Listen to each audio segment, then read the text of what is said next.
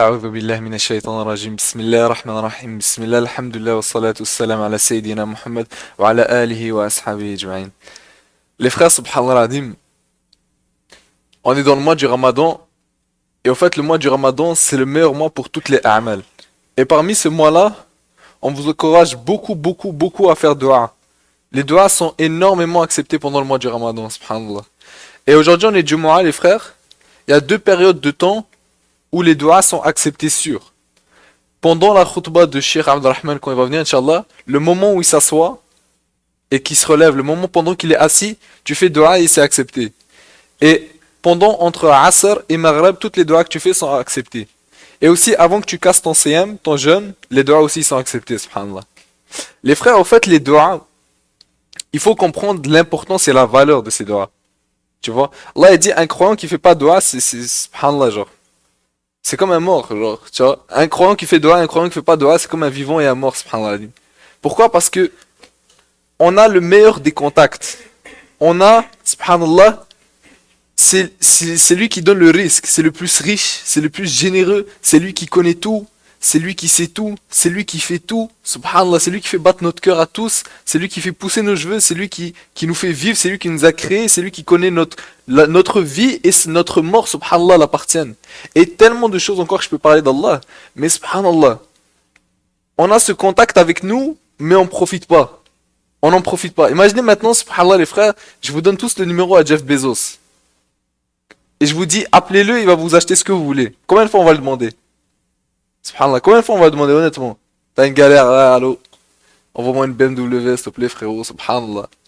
T'as besoin de quelque chose, j'ai besoin d'une maison, t'as besoin de n'importe quoi, subhanallah, tu vois. Tu vas l'appeler tout le temps. Même lui, il en aura marre, subhanallah. Mais Allah, subhanahu wa ta'ala, lui, il en a jamais marre. Lui, il en a jamais marre. Il aime que tu lui demandes. Vous voyez un homme, subhanallah, plus tu lui demandes quelque chose, et plus il va être tanné, tu vois. Plus il va en avoir marre. La première fois, tu vas demander quelque chose, il va accepter, il va dire ok, tu vois. La deuxième fois, il va accepter, il va dire ok. La troisième fois, il va dire ok. La quatrième fois, il va dire c'est bon, tu vois. Subhanallah. Même la personne qui t'aime le plus, à un moment donné, elle va se tanner. Si tu demandes. Allah, subhanahu wa ta'ala, moins tu lui demandes et plus il s'énerve contre toi. Moins tu lui demandes et plus il s'énerve contre toi. Subhanallah. Regardez la grandeur d'Allah, subhanahu wa ta'ala. Allah, il veut qu'on demande pour tout. Le prophète sallallahu alayhi wa sallam, il a dit aux sahaba, même pour vos lacets de chaussures, demandez à Allah, faites dua. Tu vois. Même pour vos lacets de chaussures, si vous les perdez, peu importe, demandez à Allah. Donc, les frères, il faut demander à Allah. Il faut invoquer Allah, tu vois. Et Allah, subhanallah, il y avait un frère hier, il donnait l'exemple, subhanallah, bon, il donnait un exemple hier, subhanallah, quand tu fais une dua, et que tu demandes avec Allah avec sincérité, et que tu sais que c'est lui qui fait, et que tu montes à Allah comme si tu es faible, et que c'est lui qui a tout, et tu lui demandes sincèrement, c'est comme si tu prends un arc, tu as une cible devant toi, tu prends ton arc et tu l'attends au maximum, tu vois. Mais quand, subhanallah, tu fais dua, t'es pas trop sincère dans le dua, t'es pas concentré, etc. C'est comme si tu prends l'arc, ta cible elle est devant, mais genre, tu la tires pas complètement. Du coup, quand tu vas lâcher la flèche va juste tomber direct, tu vois, subhanallah. C'est la même chose avec nous. Tu fais dua sincèrement, avec sincérité. Quand on fait dua, on essaie de le faire ça avec sincérité. Ya Allah, c'est toi qui fais, donne-moi, Ya Allah.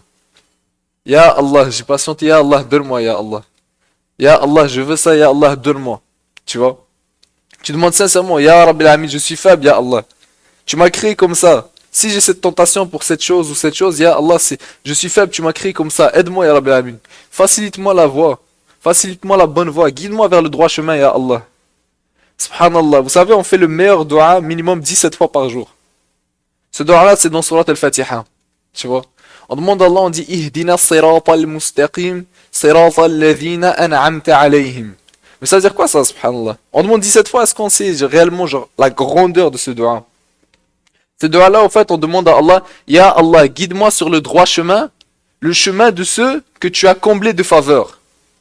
Le chemin de ceux qui sont les bienheureux. Et c'est qui les bienheureux? C'est qui les gens qu'Allah a comblés de faveur? Subhanallah, c'est qui ces gens-là? C'est CR7? Non. Elon Musk? Non. Jeff Bezos? Non. Le gens que Allah il a comblé de faveur, les frères, c'est le prophète Mohammed sallallahu alayhi wa sallam. C'est les sahaba. Abu Bakr Siddiq radiallahu anhu. Omar ibn al-Khattab radiallahu anhu. Les autres prophètes, Yusuf alayhi salam. savez comment Yusuf alayhi salam, son histoire, comment il a galéré, mesquine, comment il a subi, comment il a été éprouvé, subhanallah.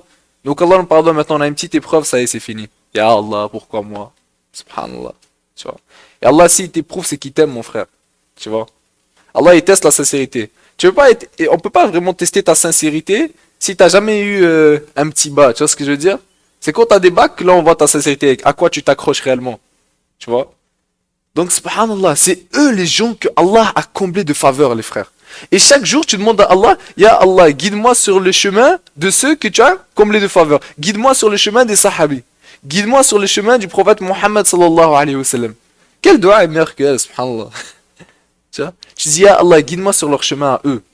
Mais c'est eux les vrais stars, les frères, wallahi. Il faut comprendre ça. C'est eux les stars de Akhira. C'est eux qu'on doit prendre comme exemple. C'est eux, comme dit le frère, subhanallah, c'est eux nos stars qu'on doit prendre comme exemple. C'est eux. Wallahi, c'est eux qu'on doit suivre.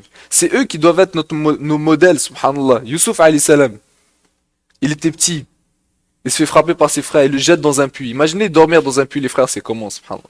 Imaginez quelqu'un ici, imaginez-vous, vous dormez dans un puits, la nuit. Vous êtes enfant encore, subhanallah. La nuit. Après ça, ils viennent. Quand ils le reprennent du puits, subhanallah, ils l'attachent, ils le vendent dans le marché. Comme une marchandise, ils disent. Après ça, il se fait adopter, etc., etc. Regardez, ça, c'est les gens, subhanallah. Ça, c'est nos stars, tu vois. Mais il a patienté, malgré qu'il a été éprouvé, il a été jeté en prison, subhanallah, pendant des années, par injustice. Et pourtant, s'est quand même approché à Allah. Il s'est quand même accroché à Allah. Et Allah, regarde ce qu'il nous montre à la fin de la sourate. Est-ce qu'il a, à la fin de sa vie, subhanallah, il a bien vécu ou pas? Ah oui, il a bien vécu, subhanallah. Il aurait pu abandonner dès le début, tu vois. Il a dit non, ça y est, la prison c'est trop. Mais le prophète Yusuf alayhi salam, ça c'était un homme, ça, tu vois. Ça c'était une star, il s'est tenu à Allah. Et Allah lui a donné. Et c'est lui le bienheureux, mes frères, dans l'akhira. C'est lui le bienheureux dans l'akhira, les frères. C'est pas les Maradona, subhanallah. On regarde dans nos fonds d'écran, on voit des Mbappé. Les frères, subhanallah, c'est comment ça? Ça, c'est pas les vrais stars. Ok, Mbappé, on va dire, tu peux l'envier pour sa manière de jouer au foot, mais tu l'envies pas pour sa manière de vivre, sa manière de parler, sa manière dans laquelle il est, tu vois. Allah, le prophète sallallahu alayhi wa sallam, il dit dans un hadith, n'enviez pas les pervers. Dans un hadith qudsi, il dit, n'enviez pas les pervers. N'enviez pas les gens de ce bas monde. Pourquoi vous êtes en train d'envier ceux qui ont moins que vous? C'est comme un milliardaire qui est en train d'envier, je sais pas moi, un enfant qui vient de recevoir 5 dollars. Pourquoi tu vas l'envier? T'es milliardaire, subhanallah. Tu vois? Nous, c'est la même chose. On n'est pas supposé envier ces gens-là. Tu vois ce que je veux dire? Parce que nous, on a akhira. Eux, laissez-leur cette dunya s'ils veulent. Laissez-leur. Ça n'importe pas. Nous, on a l'akhira. Et c'est ça qui fait la différence entre nous et eux. Tu vois? Si on essaye de chase, si on essaye d'avoir les mêmes choses que eux, les frères, on va finir comme eux.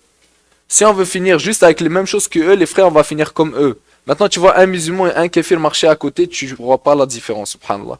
Les deux, ils s'habillent pareil, les deux, ils parlent pareil, les deux, ils sont dans des mauvais amels, les deux, tu vois.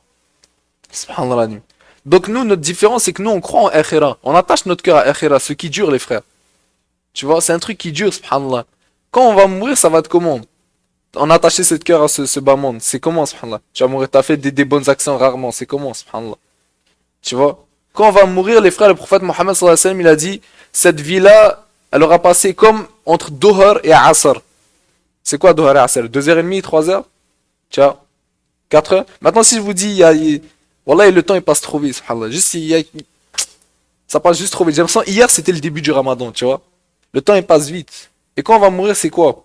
Vous croyez vraiment qu'on va ramener tout ce qu'il y a dans ce bas monde avec nous? Pourtant, c'est ça qu'on chase. La plupart du temps de notre vie, subhanallah, on le consacre pour ça. On doit consacrer du temps pour Allah. On doit consacrer du temps pour les bonnes actions, tu vois. Et on doit éduquer notre nefs, les frères. On doit éduquer notre nefs. On va dire non, aujourd'hui je me lève, je prie subh à la mosquée. C'est ça qui va me ramener. C'est pas je me lève, non.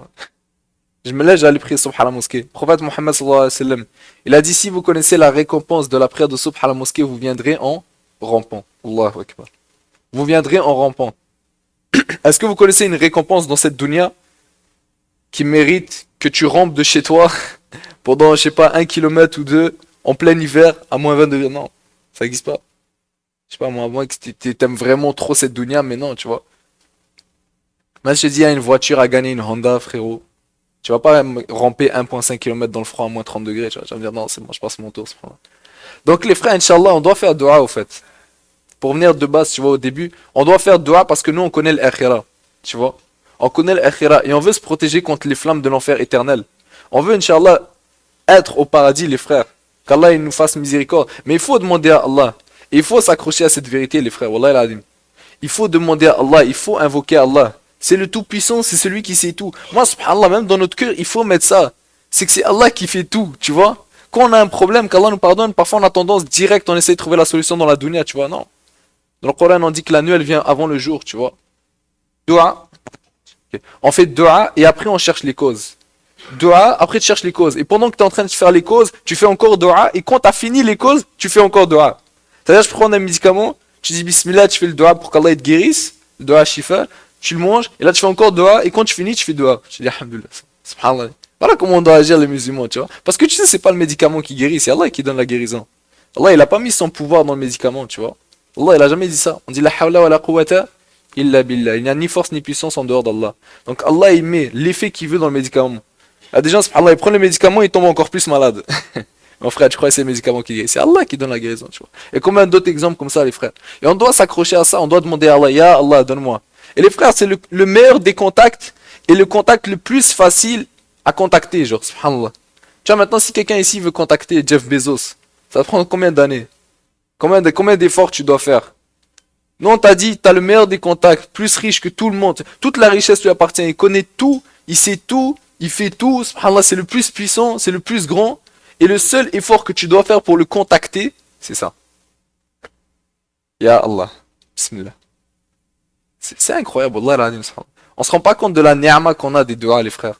Et on doit, Inch'Allah, utiliser ça. On doit faire dua. Dans une bonne situation de vie, on fait dua. Dans une mauvaise situation de vie, on fait dua. Donc peu importe, on est dans des problèmes, peu importe, subhanallah, on fait dua. Tu vois? Et ça vient comme ça. Et bien sûr, c'est pas tu fais dua après tu dors, non. Tu fais dua, tu cherches les causes. Et comme on a dit, pendant que tu cherches les causes, tu fais dua et à la fin tu fais dua, tu vois. Donc les frères, il faut mettre dans notre cœur, c'est Allah subhanahu wa ta'ala qui fait. Tant qu'on n'a pas ça dans notre cœur, les frères, on ne pourra pas comprendre la réalité, la ni'ma des doigts. Donc, Inch'Allah, dans nos cœurs, Ya Allah, c'est toi qui fais Ya Allah, je suis faible, Ya Allah. Donne-nous Ya Allah. Ya Allah, préserve-nous, Ya Rabbil Alamin. Préserve-nous contre les tentations, préserve-nous contre la fitna. Même pendant que tu es en train de faire un péché, Wallah, invoque Allah, demande Ya Allah, protège-moi, permets-moi de ne pas finir le péché, permets-moi de ne pas continuer, subhanallah. Donc, les frères, Inch'Allah, je vous ai je vous invite tous, Inch'Allah, à faire dua et demander à Allah, surtout en ce mois de Ramadan.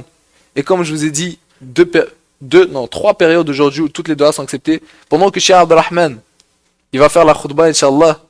Et le moment où il va s'asseoir, je vois tout le monde ici, il lève les mains comme ça, là. Il fait, Ya Allah, donne-moi, tu vois, Inch'Allah. C'est bon, les frères? Et entre Asr et Maghrib, faites aussi dua. Et avant de casser votre jeûne, faites aussi dua. C'est pas t'attends l'Aden, boum, direct. Non. Tranquille, mon frère. Fais dua pendant 5 minutes, invoque Allah, Ya Allah, tu vois. Ya Allah, donne-moi, donne-moi, donne-moi, donne-moi. Et Inch'Allah, les frères, c'est bon? Jazakallahu khairukum. Subhanakallah wa bihamdik. Nashhadu an la ilaha illa ant. Nastaghfiruka wa natubu ilayk. Wa sallallahu ala sayyidina Muhammad wa ala alihi wa ashabihi ajma'in.